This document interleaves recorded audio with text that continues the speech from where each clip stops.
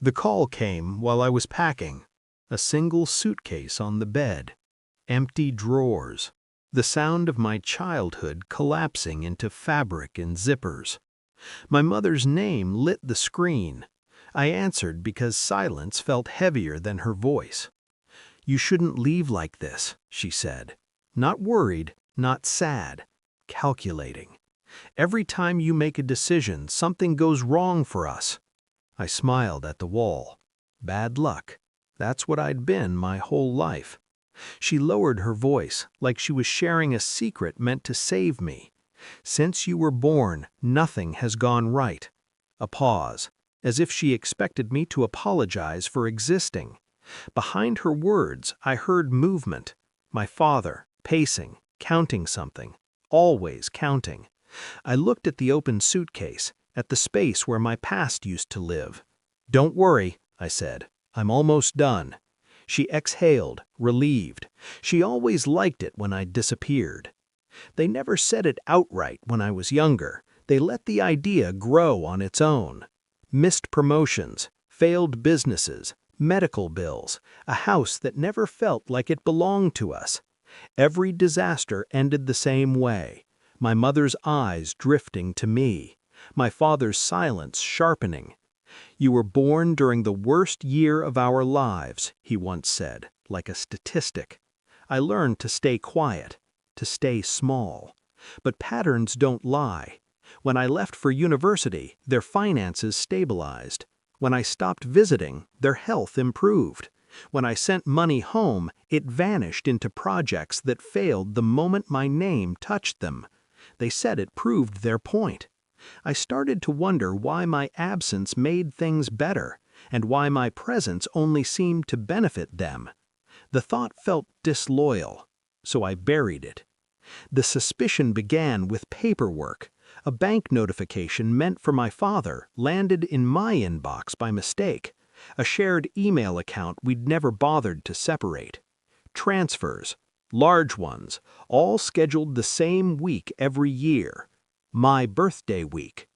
I watched quietly after that. My mother's sudden generosity to relatives who never called me. My father's obsession with policies, documents, signatures. They talked about me like I wasn't there.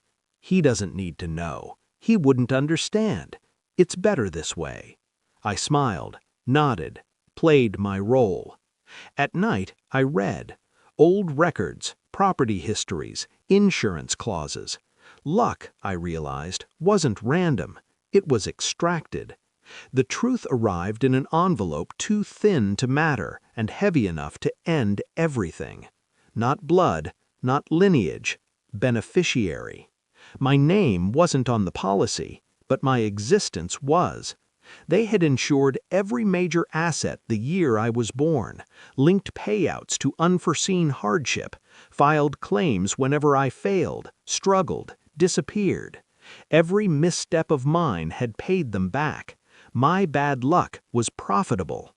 I sat at the kitchen table, the same one where I'd learned to swallow blame, and waited.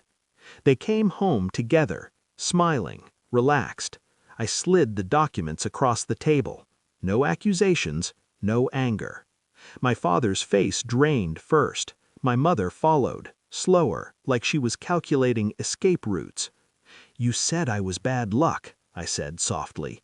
"You were right." Silence, then panic.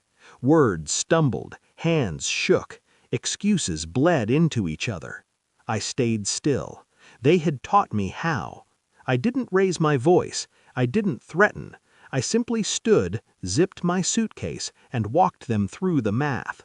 How every policy required proximity, consent, dependency. How my departure voided everything. "How did you—" my mother started. "I watched," I said. "You taught me that, too." My father sank into his chair. My mother reached for me, missed. "You're making a mistake," she whispered. "We're family." I looked at her like she was a stranger who had memorized my face. "You already cashed me out," I said softly. "There's nothing left to collect." I handed them one final paper, a notice, termination of consent. Then I left. The world didn't collapse when I walked away. It expanded. Their calls went unanswered. Their luck dried up. Claims denied. Assets frozen. Smiles gone. I didn't celebrate. I didn't mourn. I understood. They didn't lose me because I was bad luck. They lost me because I finally took it with me. And for the first time in my life, nothing went wrong.